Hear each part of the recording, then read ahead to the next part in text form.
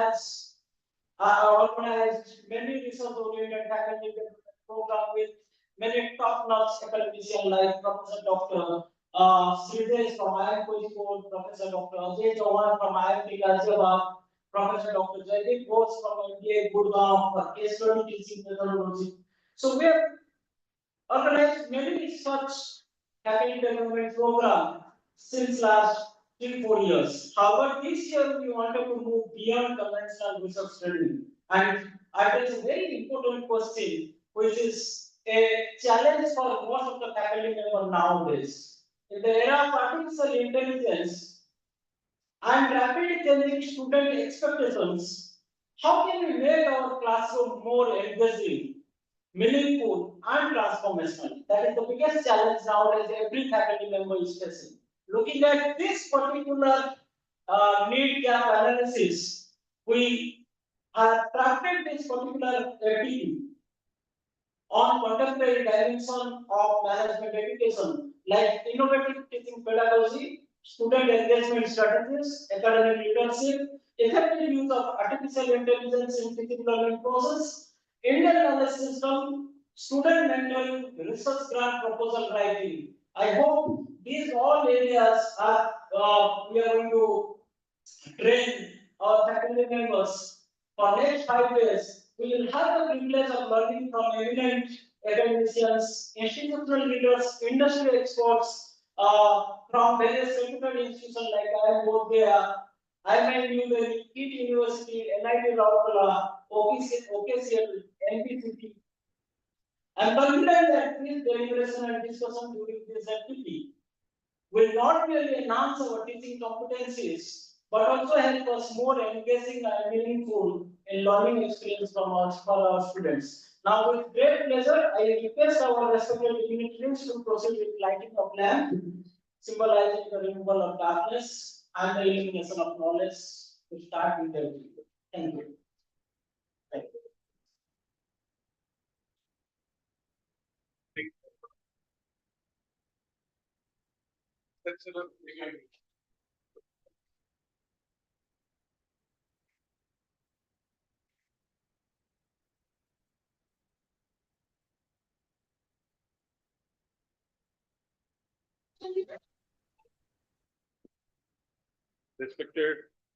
Respected Vice Chancellor, sir, we basically now will be having the lighting of the lamp. Since you are not present amongst us physically, we take your permission to light the lamp. Respected sir, we are going ahead as per our schedule. We basically now physically having the lighting of the lamp. Since you are not present amongst us physically, we take your permission to light the lamp. Respected. So we go ahead with the lighting of the lamp, sir. Please go ahead. Please go ahead. Thank you, sir. Permission to light the lamp. Respected. So we go ahead with the lighting of the lamp, sir. Please go ahead. Please go ahead. Thank you, sir. Permission to light the lamp. Vakratunda महाकाय सूर्य कोटि समप्रभ निर्विघ्नं कुरु मे देव सर्वकार्यतुंड महाकाय सूर्य कोटि समप्रभ निर्विघ्नं वक्रतुंड महाकाय सर्वकार्यतुंड समप्रभ सूर्य कोटि समप्रभ।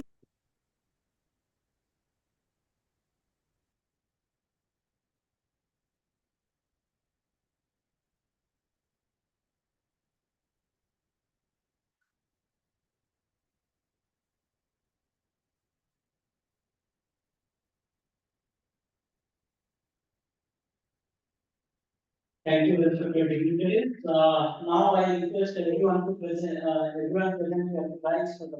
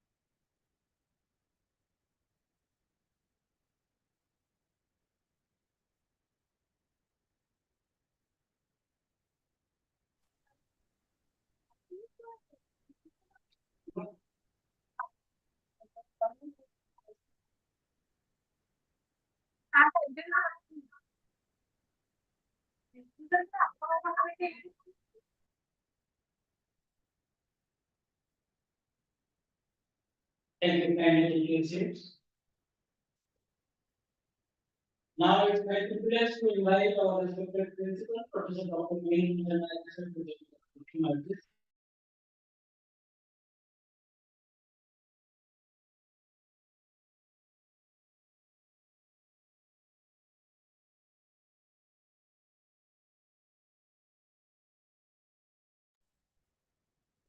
Respected Honorable Vice Chancellor of the State Technical University, Viju Patnaik University of Technology, Odisha. Respected all the principals of different affiliated and constituent colleges. Respected all the esteemed professors of the esteemed institutions affiliated as well as constituent, and my all the esteemed professors of BIIT, as well as the participants, the professors from other universities and other institutions. I, on behalf of BPUT and BIIT, welcome you all to this wonderful platform of our third faculty development program, and we are going to conduct it for continuously 6 days from 22nd of June till 27th of June. At the outset, I would like to express our sincere gratitude and thanks to Honorable Vice Chancellor, who has given us the consent to go ahead in this particular FDP. So, we congratulate, we welcome our Honorable Vice Chancellor to this faculty development program. Out of this busy schedule, who was 24/7 throughout, has agreed to take the first session of this 7 days faculty development program, who will set the context of this particular FDP, and he has agreed to take the session, for which we are grateful to you, sir. In fact, while I was discussing with some of our faculty members yesterday, though it was a Sunday, sir, I would like to bring to your notice that yesterday we have a Youth Breach Summit, which we have done with the help of one organization, one NGO called Argufolia. And during that particular time, while we were conducting the Model United Nations, different sessions was going on as per the various SDGs. We were discussing informally with many of the professors. They came to my room. They have asked me that, sir, how many years our Vice Chancellor, sir, will be serving as the Vice Chancellor? How many years he has completed? I said, sir has already completed 3 years. Sir, how many years I will make it serve? I said, it is as per the tenure, sir will be serving 5 years. Sir, can he not serve for second and third term for this university? I said, yes, he can serve. If your wish will be there, definitely he will be serving to take this particular university to a different level. And people at KBC will not ask us that where BPUT is. Rather, BPUT will be known for its excellence under your chairmanship, under your leadership, sir. Sir, earlier FDP was a dream and beauty. Since you have taken the responsibility of the vice chancellorship, every month we are witnessing FDP. So therefore, with your that inspiration and leadership, we have decided to conduct this FDP in a different way, which you have also appreciated. As our Professor Devra has already highlighted, this FDP is something unique, not only focusing on research methodology, it will be inviting various leaders across the academics and the industries, and they will be sharing their understanding so that their knowledge, their experience, so that our teaching learning process will be more effective. I wish all the very best and all success in this particular FDP. I don't want to take much more time. It is already 10:30. I'll be requesting Honorable Vice Chancellor Sir to take it forward and make us more elevated, more delightful with your insightful deliberation and sharing your experience to make the teaching learning process more effective. Thank you very much, sir. We are going ahead with the third session. Thank you. Thank you, sir. Now it is my privilege to invite our respected. It is now my honor to invite a visionary academic leader whose contribution to technical and management education in Odisha has been remarkable. Our chief guest for today's inaugural session, Professor Dr. Amit Kumar, sir, Honorable Vice Chancellor Deputy Router, has been continuously working towards strengthening the ecosystem of quality higher education, innovation, and academic excellence. Sir, your guidance and vision have always inspired institutions and educators across the state. I humbly request you to kindly deliver the inaugural address and share your valuable thoughts with all participants. Thank you, sir. Esteemed principal, my voice audible? Yes, sir. Thank you. Esteemed principal, Dr. Mihir Naik, BIITM Patnaik Institute of Information Technology and Management Studies. I could see the topic is contemporary excellence in management education, pedagogy, leadership, and technology. And the participant from different colleges and the participant I could see online. But this topic is not only for management education, it's for all branches of engineering and sciences, because it's a topic which is very, very important for each and every faculty members.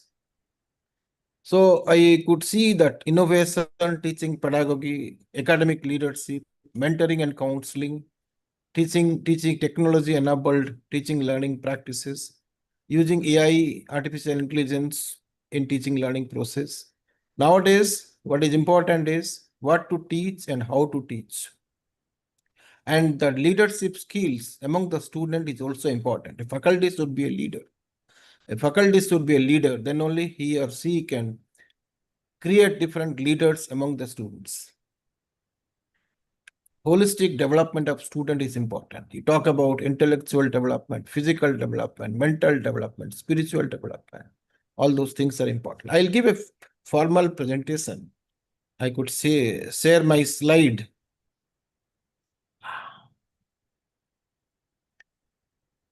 Is my slide visible?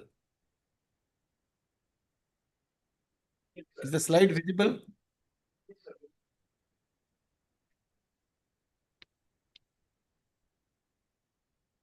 Sir, visible, sir. Is it moving? Next slide, is it moving? Oh, yeah, no, yes, it's visible. Okay, fine. Yeah. See, the vision of the university is to be a world-class brand name for, faculty development program on contemporary excellence in management education, pedagogy, leadership, and technology. Then I will talk about, I could see the topic as outcome-based education. I'll just introduce the use and integration of technology and capable faculty members. The vision of BIITM Patnaik University of Technology is to be a world-class brand name for providing technical manpower needed in industry and academia.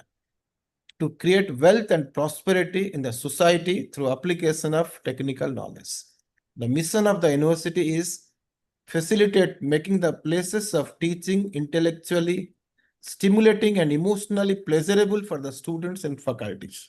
Today in NEP, we talk about fun and learn. But I could see that 24 years back when the mission and vision has been designed. So the teaching should be pleasurable for the students and faculty members as well. Ensure proficiency in students in their domain of study as well as soft skills, IT and communication, English. Establish world-class centers in higher studies and research. I'll talk about different topics like about ancient universities, sustainability development goals, how to improve the gross enrollment ratios, outcome-based education, NEP, and all those different things. See, India has one of the largest education systems in the world, which means even small improvements by teachers create huge national impact. Do you know how many engineering graduates are passing out every year? There are more than 14 lakhs graduates are passing out every year. I don't have statistics of management education, how many management MBA students are graduating, every year. Possibly Dr. Mihir might be knowing that how many management graduates. Around 5 lakhs, sir. 5 lakhs. Yeah, more than 5 lakhs. Yes, more than 5 lakhs management graduates are passing out every year. So what is important is, see, the topic is very relevant. When we talk about different management graduates, engineering graduates passing out every year in our country. So if there is a small improvements by the teachers, it will create a huge national impact. If you talk about legacy of higher education in Bharat, we had different ancient universities like Taxila, Nalanda, Bikramshila, Pushpagiri, Anantapuri, Jagadala, Somapura, and Vallapi. These are the ancient universities in the country. What was the teaching learning process there? Like Buddhist center of learning. A lot of students, they used to come from outside the country and to study Buddhist center of learning, Ayurveda, Vedas, skills such as archery, hunting, law schools, medical schools, schools for military sciences that used to be taught in those universities. So subsequently, we lost true wealth of knowledge due to many invasions in Bharat, from birthplace of Veda to striving to be just literate. These are the sustainability development goals. Fourth point is very, very important for all of us, that is quality education. When we talk about quality education, there are two things comes into the mind. One is quality assessment and another is quality assurance.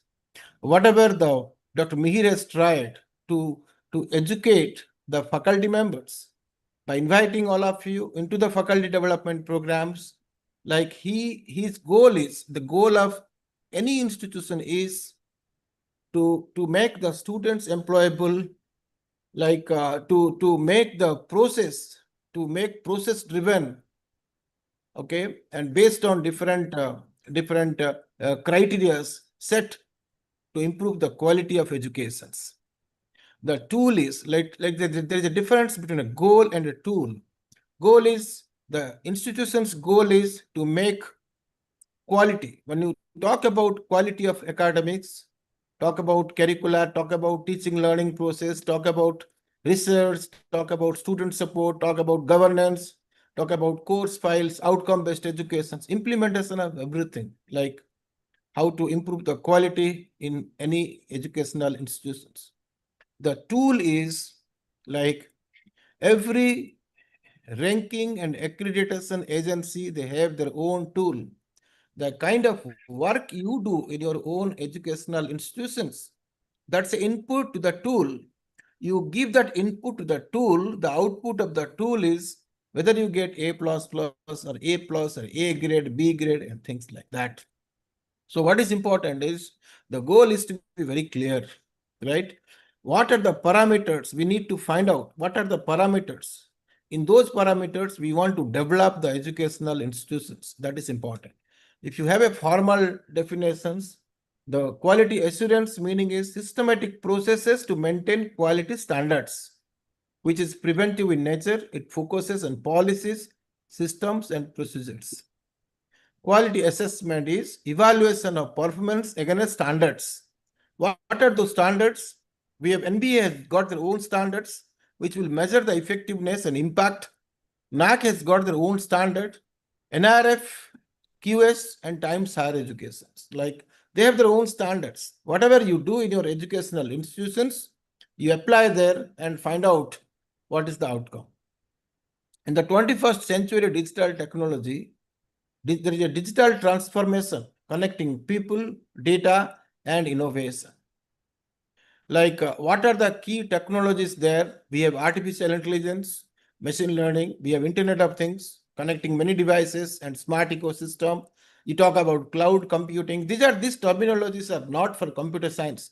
These terminologies which I am talking is for all branches of science, engineering, and management. Talk about big data and data analytics, 5G connectivity for faster communications, blockchain, secure, transparent digital transactions, robotics and automations, and cyber security. Okay, cyber security is most important because protection of digital information. Okay, if time permits, I'll give a specific examples where like where the entire website can be hacked, right? You will have a clone of that with different domain name, and how people make a lot of frauds. See, the impact on societies. See, we have information age, then intelligent age, then innovation driven society. From information age to intelligence age, to innovation driven society. Like we talk about critical thinking skills, creative thinking skills, knowledge economy, data analytics. Now huge amount of data is available. How to get useful information from the data is most important. How to process the data and how to get useful information from the processed data is most important. So the illiterate of 21st century will not be those who cannot read and write, but those who cannot learn, unlearn, and relearn. This is very much true for all branches, right? We need to learn and unlearn and relearn. This has to be completely emphasized when we are teaching to the students in a classroom. So I'll just, I'll talk about, so what we teach is not important, but whether students learn is most important. It's not what we teach, it's what you learn is most important. So there comes into there are three things which are important, right? We need to find out, it will give a clear picture of what is important for students. We need to understand what is important for students. So what is important for students, where we should find out? We should get the information from the industries. We should get the information from the employer. We should get the information from academic institutions. We can get the information from the student itself, from the alumni itself. So what is important for students? We need to know. Then the curriculum has to be designed accordingly. Then the delivery mechanism and assessment. When we are talking about this faculty development programs, there are two things which is important. One is delivery mechanism, another is assessment. Delivery mechanism is teaching learning process. A faculty, I am very happy to see that all of you are sitting in a round table discussing, and that should be a typical classrooms where students will learn, students will discuss, right? And delivery mechanism and assessment is important. And from delivery mechanism and assessment, there is a feedback on how to improve the teaching learning process, how to give more content in the teaching learning process, how to make projects in every subject is important. Like we talk about outcome-based education, outcome-based curriculum, outcome-based learning and teaching, and outcome-based assessment. So outcome is most important. There is a difference between output and outcome. Output is a number. How many students got more than 90% of marks? That's output. Outcome is the knowledge, skills, competency, attitudes, and behaviors. The development of knowledge, skills, competency, attitudes, and behaviors are most important. It is the duty of faculty members they will contribute in the classrooms. So you can look at this. Outcome-based education is what the student should be able to do at the end of the program, or a course, or an instructional unit, right? Decisions about the curriculum are driven by the exit learning outcomes. I was talking about exit learning outcome because it is a continuous improvements in the outcome. It's a continuous improvement in the development of curriculum. It's a continuous improvement in the teaching learning process, and it's a continuous improvement in the assessment mechanisms. Yeah, this slide, you can see these course outcomes, learning outcomes, teaching methods, pedagogy, use of pedagogy, right? And the feedbacks taken from different stakeholders, okay, to make the curriculum based on the feedbacks, then the continuous improvement cycles. Yeah, you can look at this. Focus and benefits of OBA. OBA addresses following questions. What do we want the students to have or be able to do? Define program outcomes and course outcomes. Program outcome is complete management, 2 years. That's a program. MBA is a program. What is the outcome? At the end of the program, what is the expectation of students? What they will learn, right?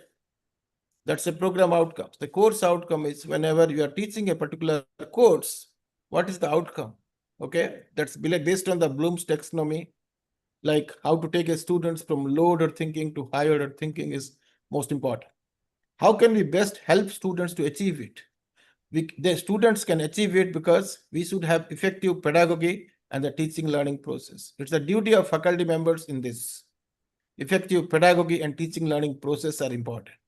And how will we know whether the students have achieved whatever you taught in the class, whether it has been achieved by the students, whether it has been properly communicated to the students? In that case, we look at formative assessment and summative assessments. And how do we close the loop for further improvement? Always there is an improvement, like why we go for these faculty development programs. These faculty development programs we are doing because we want that the continuous improvement in the faculty members, to deliver the content in the classroom. So benefits of OB is more directed and coherent curriculum. Graduates will be more relevant to industries and other stakeholders. Well-rounded graduates. We talk about holistic development of students is important. This 2 years period, holistic development of student is important. Okay, like make them a leader, make them see that intellectual development of students to take place, the spiritual development of student to take place, the physical development of student to take place, the mental development of students to take place. That we call it as well-rounded development of students. Yeah. Look at this, like when we talk about, see, ultimately you want to fulfill everything comes from the mission, like I want to fulfill the mission of any educational institutions. Let us look at the program educational objectives and program outcomes. You define the program outcomes. These program outcomes have been defined, and by taking the graduate attributes, then the course outcomes. The course outcomes, see, suppose you have 24 different subjects, 24 different course outcomes. So you need to map the program outcomes with the graduate attributes. Let's look at this. I'll just, since there are so many slides, I thought I should go little, so that by 11:30 I could able to finish it, because I have more than 100 slides in different tools and techniques. So relationship between industry and academia. See, that's very, very important. Knowledge transmission can take place if there is a strong bonding and strong, healthy relationship between academia and industries. So it's very easy for management education. Of course, you can send the students to the industries and look at it, how they do it, right? So there is a close connections between academia and industries to bridge the gap between academia and industries. And the students, whenever they are there in the educational institutions, they should be ready to, just after completion, they should be ready to fit into the industries. That's very, very important, because close bonding between academia and industries. I was talking about those graduate attributes.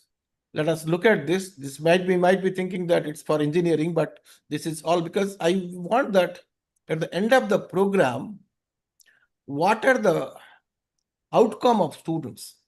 What are the knowledge and competency profile of students?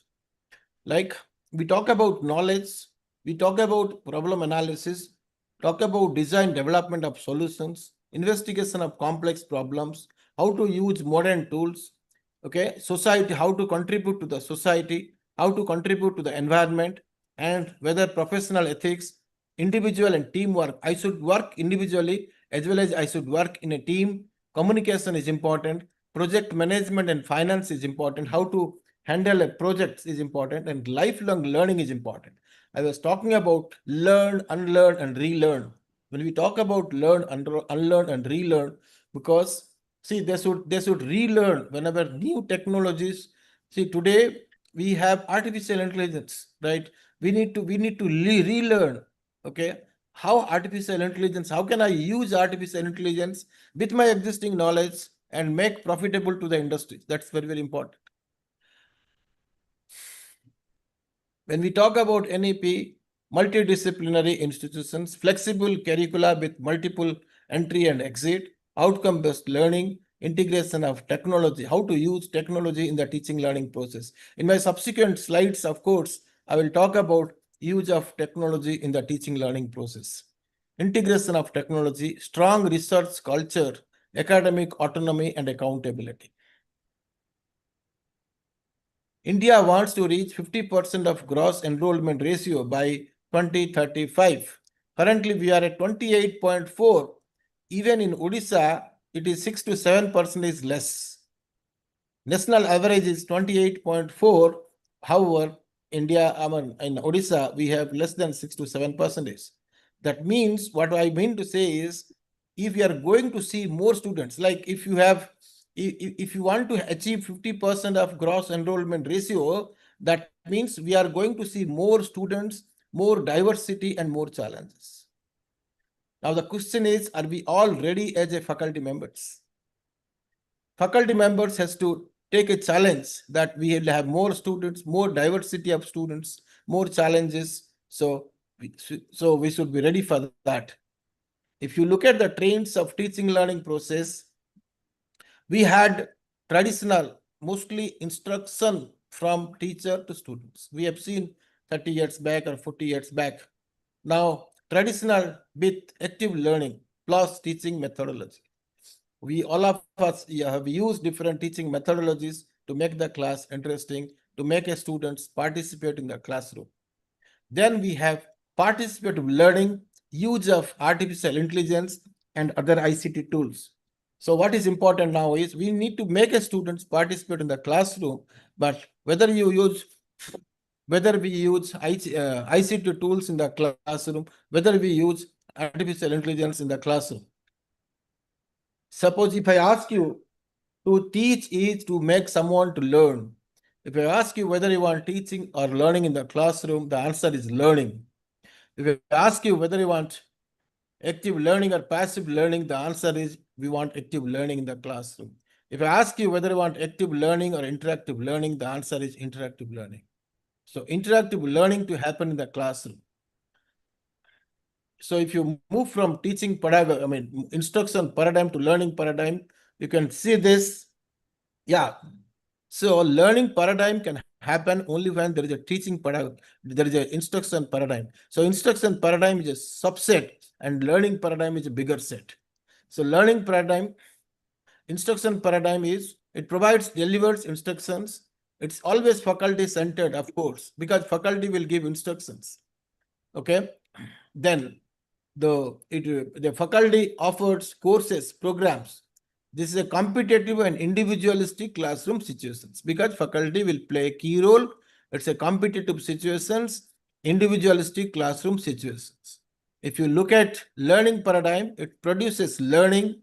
It's a learner-centered. It provides powerful learning environments, cooperative, collaborative, and supportive classroom situations.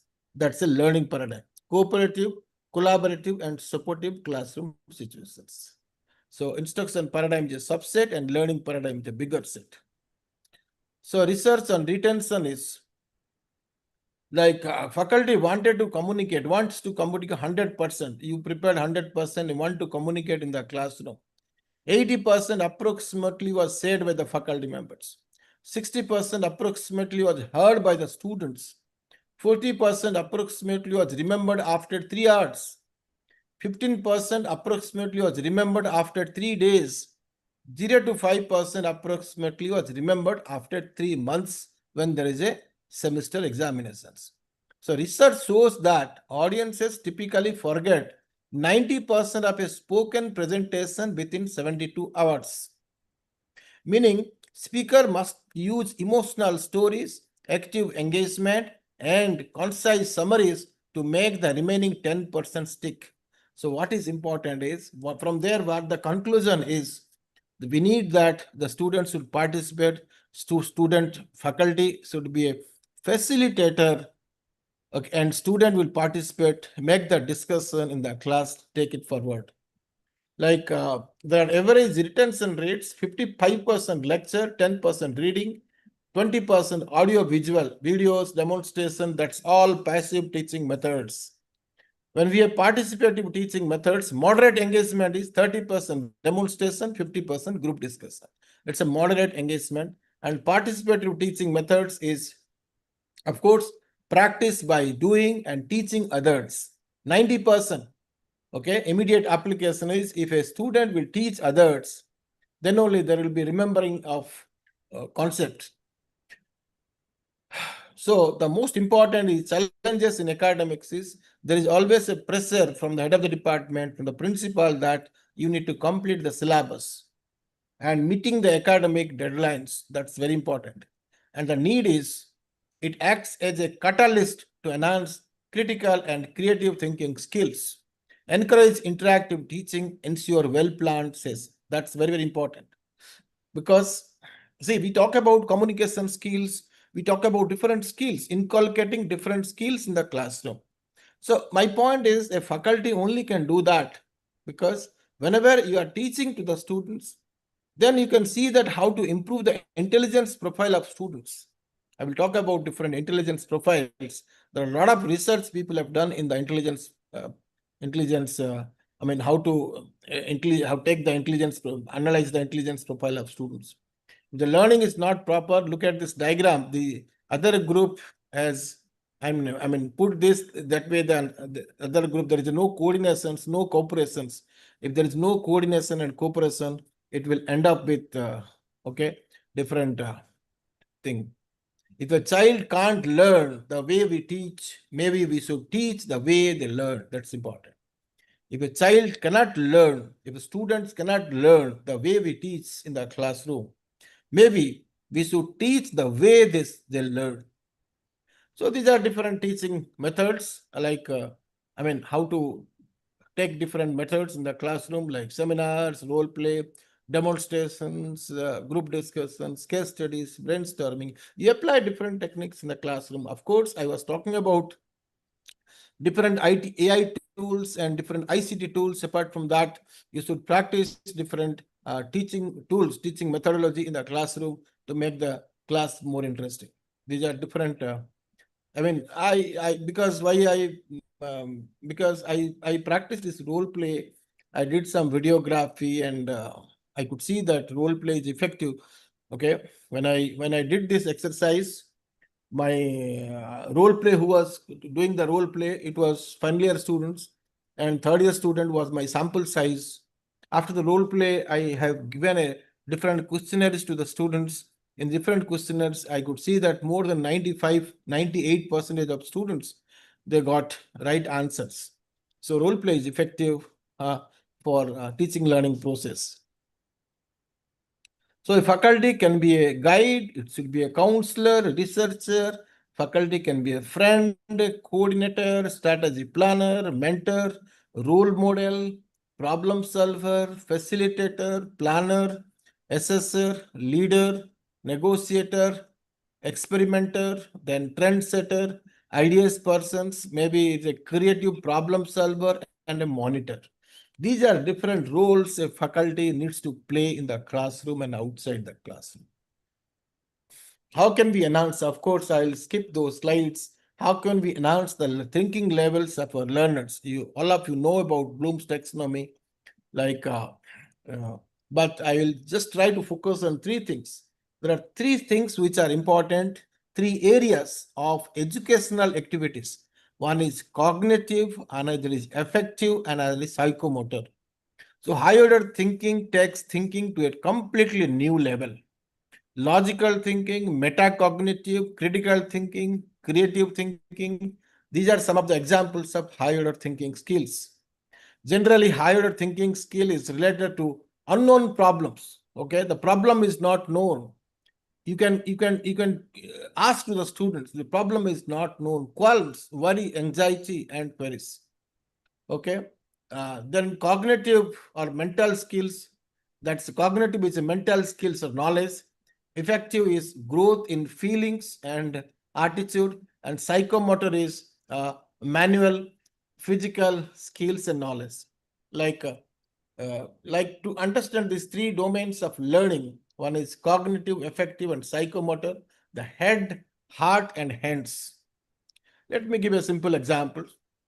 In the cognitive domain, I said knowledge, head. Focus is on thinking, understanding, and intellectual skills. Examples: remember facts, analyze information, evaluate ideas, create solutions. The keywords you can use is know, understand, analyze, evaluate, and create. It involves conscious intellectual activity as thinking, reasoning, or remembering. Affective domain is feelings, your heart. A heart is your feelings, values, attitudes, and ethics. Examples: respect others, develop values, show responsibility, appreciate diversity. This influence feelings or emotions. Effective meaning of the word is connected to a person's personal emotions and how that would influence word choices. When you talk, how that influence your word choice, because it's a personal emotions.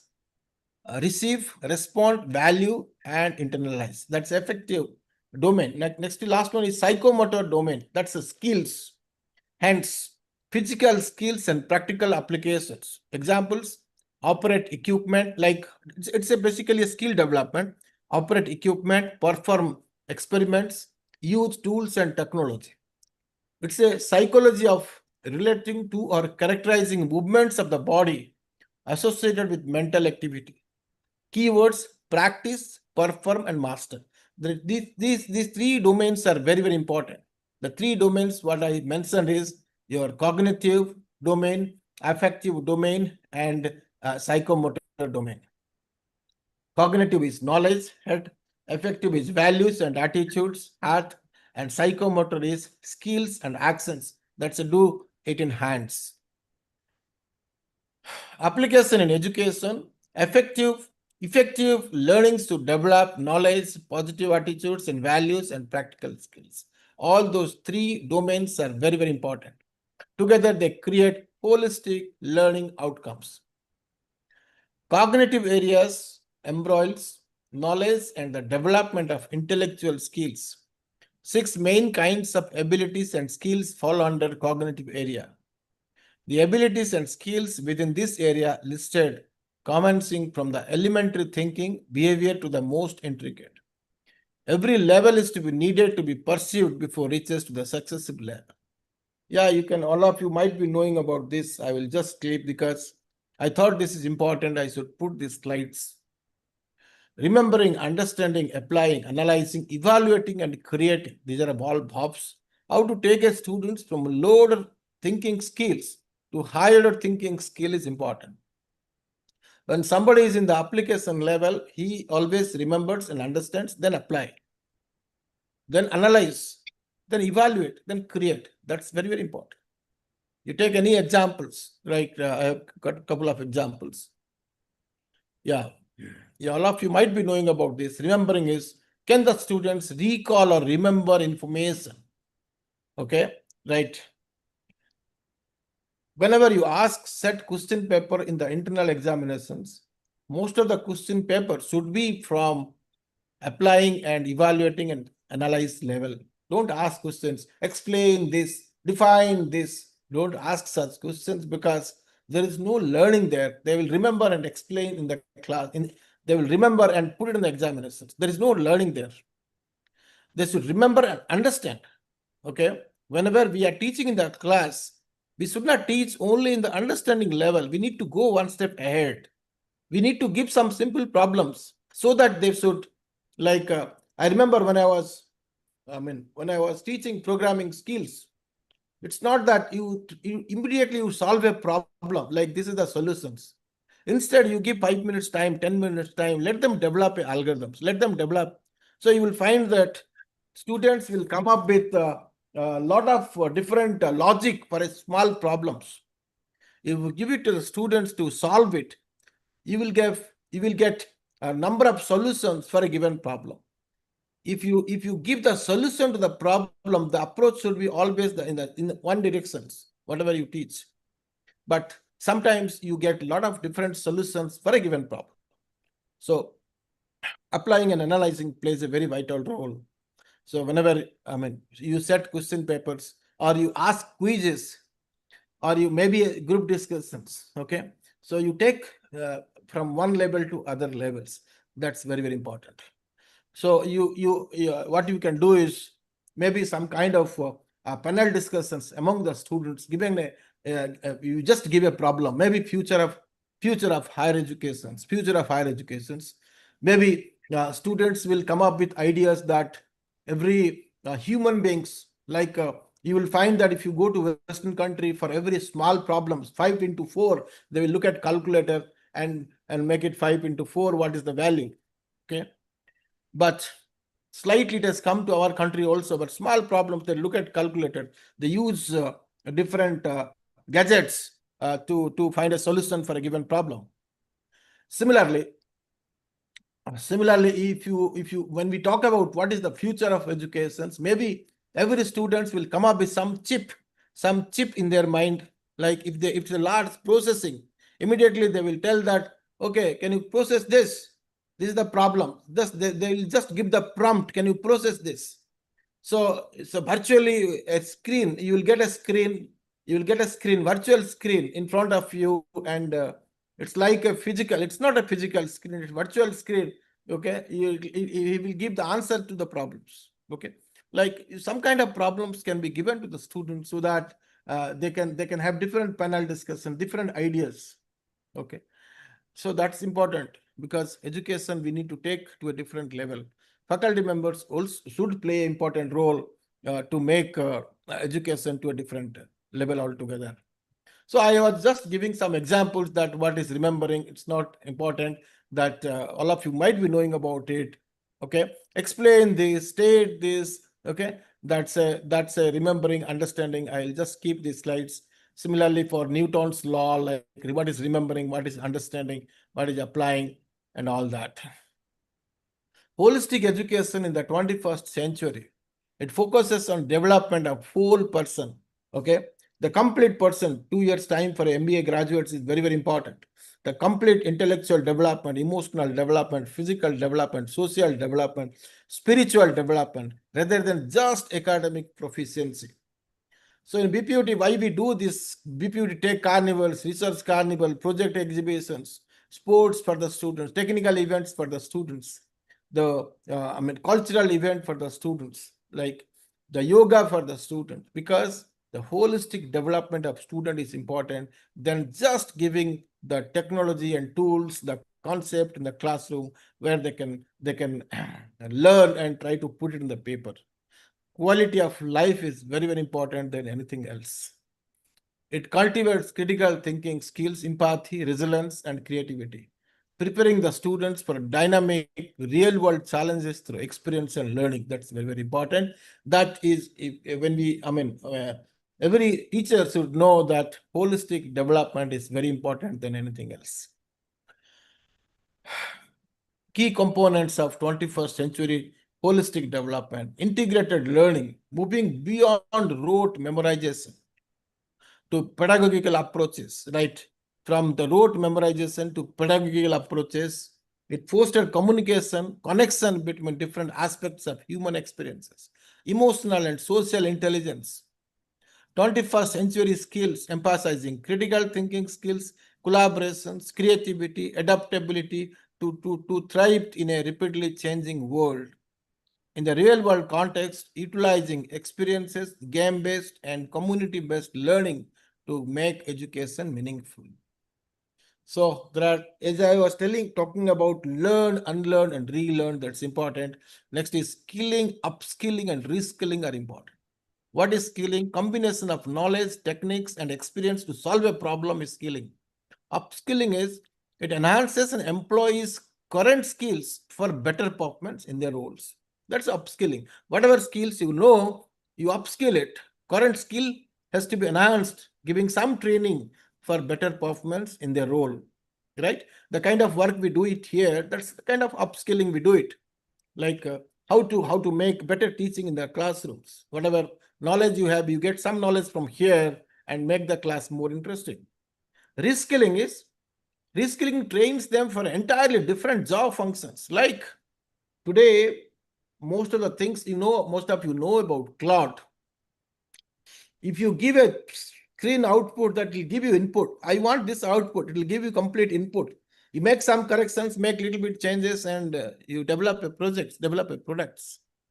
So that kind of reskilling, it trains them for an entirely different job functions altogether. You are working in one department, you want to work in different departments altogether. Reskill them, train them in different tools, technologies, so that you can be very well fit for the new job roles. That's called as reskilling. Implementation in modern education, pedagogical shifts. Curriculum design is aligning with developmental stages to encourage active exploration and competency-based learning. Well-being focus, your mindfulness, counseling, physical movement to ensure emotional and physical health.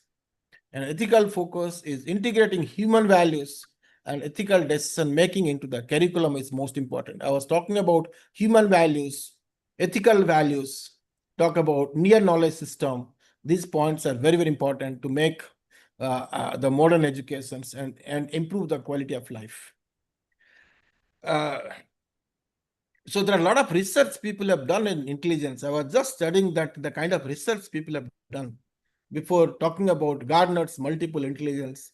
I was trying to find out that what are the intelligence, to know the intelligence profile of a student, what is the kind of research people have done is. Now the psychologists define intelligence. Psychologist, the ability to learn, ability to recognize problems, ability to solve a problem. It's a 3 stage. Okay, ability to learn, recognize the problems, identify the problems, and solve the problems. Learn from experience, research viewpoints on intelligence. Researchers' viewpoint. This is a kind of review I have done on intelligence. I thought I should discuss with you. Learn from experience. The acquisition, the retention, and the use of knowledge is an important components of intelligence. Then recognize the problems, okay, and solve the problems. British psychologist Charles Spearman, 1863 to 1945, described a concept he referred to as general intelligence or the G factor. Okay, in that he talks about visual working memory, visual spatial processing, fluid reasoning, quantitative reasoning, and knowledge. These are the components of general intelligence. Like visual spatial processing, abilities such as putting together puzzles and copying complex shapes. Quantitative reasoning is the capacity to solve problems that involves numbers. Knowledge is a person's understanding of a wider range of topics. Fluid reasoning is the ability to think flexible and solve problems. Working memory is use of short-term memory, such as being able to repeat a list of items. You might be thinking that why I'm discussing all this intelligence. My point here is you might be knowing that some people are very interesting. Whenever they go in a train also, they try to solve some puzzles. Right? You can see a person with different ideas and different mindset. They do different things together. My point here is you need to understand what is the intelligence profile student has and how can we improve, take it further. I will talk about Gardner's multiple intelligence. You might be knowing about it. I'll skip if you know about it, I'll skip that. But my point here is you need to understand what is the intelligence, what is the prominent intelligence in student. The purpose of telling this is somebody is very good in quantitative numbers, number reasoning, mathematics, number processing. So they will be interested always to solve problems. Somebody is very much enthusiastic for to solving puzzles, complex shapes. Okay, somebody is very interesting, like they have short-term memories. They will remember the number of districts, the number of states in the country, the number of 48 teams playing in FIFA World Cup. They might remember all the names. They have that short-term memories. So different student has different, like some, if you ask some small boy also, they will say, oh, these are all cars, different types of car. Like this car from which country it has been manufactured. Okay. So different types of students has different interest and different intelligence profile. We need to understand as a faculty members that what is the kind of intelligence profile a student has. So primary mental abilities is associative memory, short-term memory, ability to memorize and recall, numerical ability to solve arithmetic problems, perceptual speed, the ability to see differences and similarity. You might be knowing as a management, enthusiastically, I wanted to know that I was doing some research that like the kind of intelligence a student has. So I did some kind of research, some kind of analysis.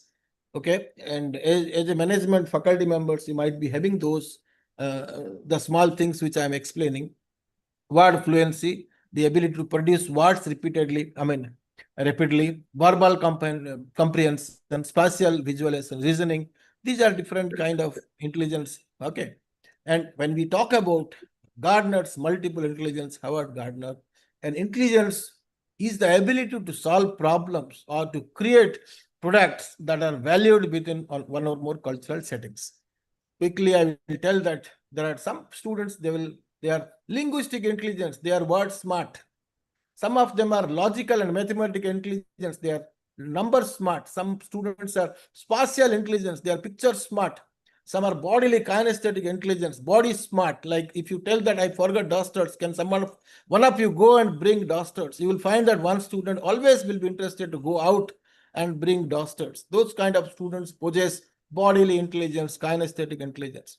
Musical intelligence, somebody are music smart, somebody they are interested in music, someone are interpersonal intelligence, they are people smart, they will talk, they will be always interested to go for anchoring. Okay, because they are people smart. Some of them are self-smart, intrapersonal intelligence. Some of them are naturalistic intelligence, nature smart. And some of them are existential intelligence. People have done a lot of research, people have done in this existential intelligence. Some student will ask questions, madam, whether God exists. Those kind of students possess existential intelligence. So we need to identify what is the prominent intelligence in a student and what is the least intelligence in a student. Apply the prominent intelligence to improve the least intelligence. That's very, very important. The implications, first, it implies that a faculty had to structure the teaching classroom activities to suit the profiles of its learners. That's important. We need to understand in the NAC, we had that what is the advanced learners, what is the slow learners. Okay, like we need to identify who are the advanced learners, who are the slow learners. Faculty should understand, should know that what is the, otherwise you are teaching the same subjects maybe for 20 years, maybe, but subject is common, contents are common, maybe notes are common, maybe your PPTs are common, but what is different, what is dynamic is the student is dynamic. The student sitting in the class is dynamic. So what is important for a faculty member is you need to structure your classroom environments, classroom content, classroom pedagogy based on the profiles of his learners. That's important. So second is the teacher needs to provide opportunities to learners to demonstrate their learning through methods that match with the personal intelligence profile. So to demonstrate the learning through methods So opportunities to be given to the learners, opportunities to be given to the students to demonstrate their learning through methods that match with the personal intelligence profile. And third is, perhaps the most important is,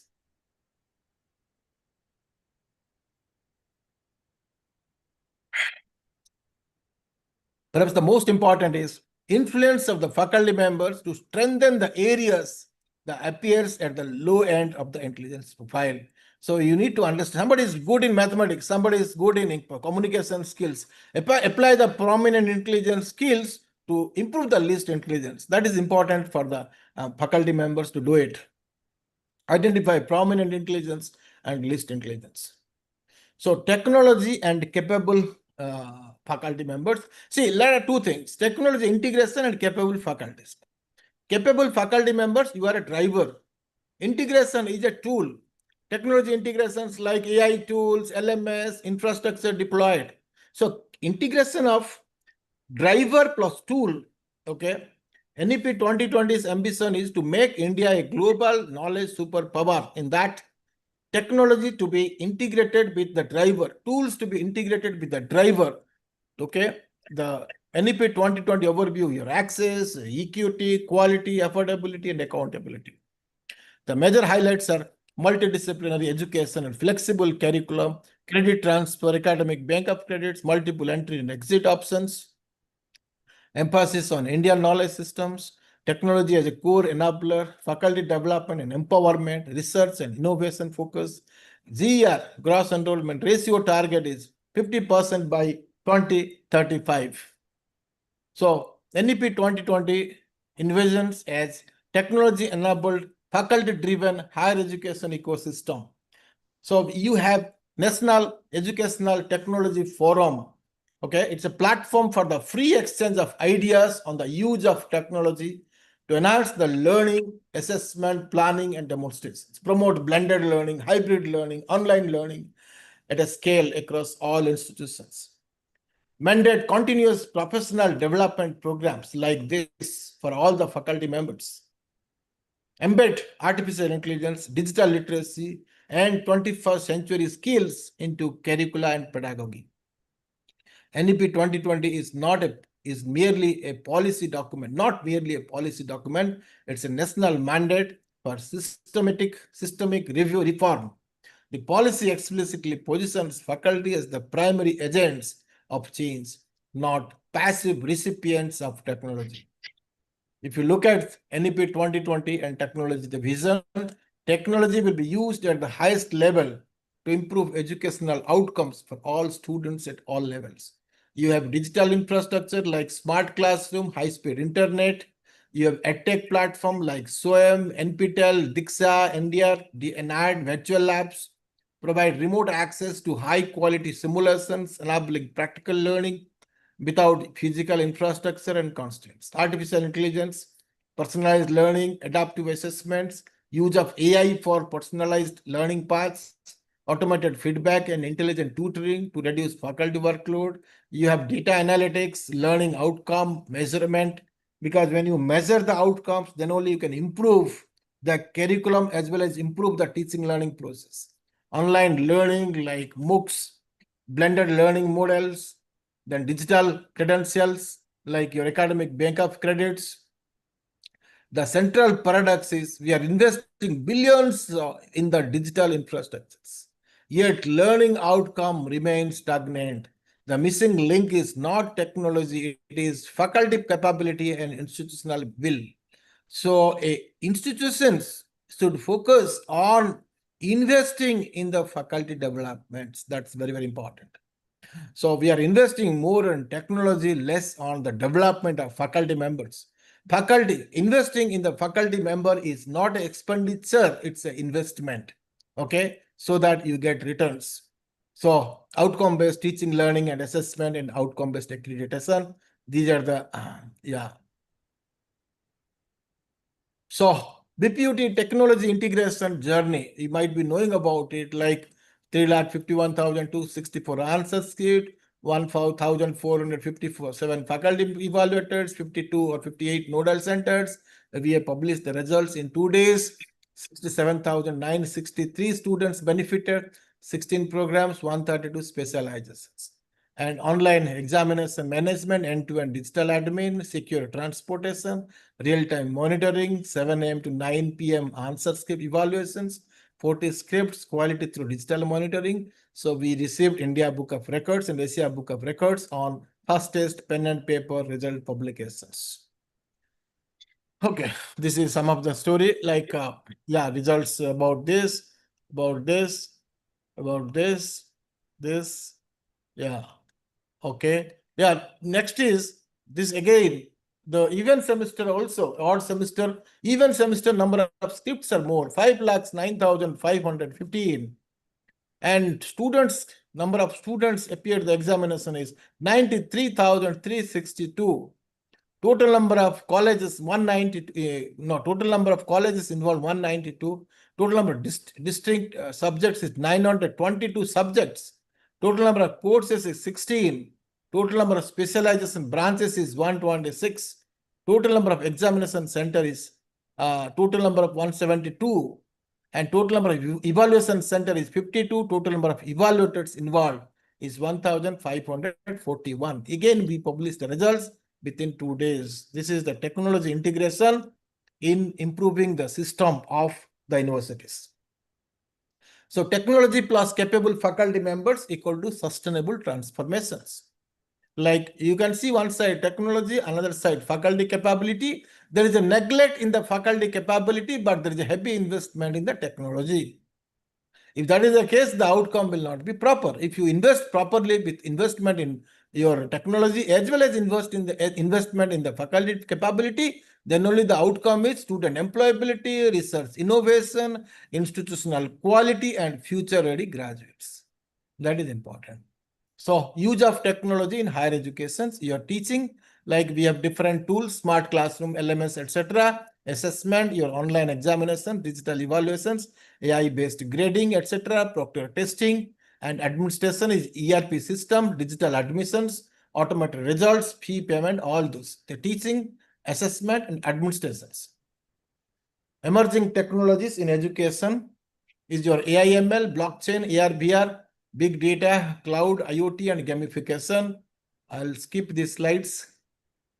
Knowledge, okay, I'll just skip these slides. Recruitment selections, yeah, okay. Technology integration, yeah, I'll slide. These are the different platforms like SOEM, Diksha, ABC, Parak, and ENAD. So blended learning models, your face-to-face, your online content, as well as self-directed. Faculty competency framework, you have subject expertise, digital literacy, research aptitude, mentoring skills, innovation, communication, industry connect, ethical connect. These are the different things. There are 3 critical barriers to overcome. One is faculty resistance to change. They don't want to use AI. They don't want to use ICT tools. They are very convergent with the kind of teaching they have. Okay. But skill gaps in the digital pedagogy, the digital divide. Okay. More faculty were trained in traditional methods, but upskilling is important.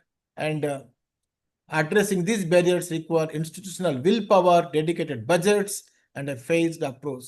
Not a one size fits all mandate. Acknowledge these challenges openly, they are real and widespread. The question is not whether they exist, but whether the university chooses to lead in addressing them. Resistance is not a reason to delay, it's a reason to invest in change management. Yeah, I'll skip this slide. These are the global best practices. MIT course, USA best practice, Singapore best practices, IIT Bombay, and BPUT digital evaluation model, the best practices. Okay, the policy recommendation, I'll skip these slides. Together towards a transformed India, education is the most powerful weapon which you can use to change the world, said by Dr. Nelson Mandela. Role of artificial intelligence in higher education. It's a game changer in higher education. The first one is artificial intelligence is not an optional tool anymore. It's becoming the core operating system of higher education. It will dominate in 5 areas. One is teaching. Teacher can use the ICT AI tools. Faculty can use from instructor to mentor. teaching intelligent and personalized. Assessment, you can use AI tools, continuous and predictive. Administration, you can use ICT tools, fully automated universities. We organized a program how to use AI tools for administration, for the principals. Research, you can use AI augmented knowledge creations. AI will replace all one size fits all teaching. Adaptive systems customize content, pace, and difficulties. AI will handle content delivery, basic evaluation. Faculty will focus on critical thinking, research guidance, ethical reasoning. There is a shift from teaching to mentoring plus innovation. Teaching to mentoring plus innovation. AI enables AI assessment, continuous and predictive. Automated grading, plagiarism detection, predictive dropout identification. Institution can intervene early and improve outcomes. AI-driven ERP system can be used by the administrator, like admissions, graduation life cycle, summer you can use. Okay, student performance tracking, you can use the ERP AI tools. AI tools can be used in research, literature review automation, data modeling, simulation research, faster innovation cycles. AI will not replace the universities. It will redefine how universities function. AI will not replace universities. It will redefine how universities function. Okay, this is the roadmap of BPUT I have given. Yeah, these are my references. Thank you. Let us move forward with confidence and commitment. Thank you very much. Thank you. Now, I think it is 11:30. I finished exactly 11:30. Thank you very much. Thank you so much, sir, for the wonderful session as the head of our BIITM committee to set the context for the activity. I would like to request our Dean Academics, Professor Dr. Sujay Kumar Das, to welcome.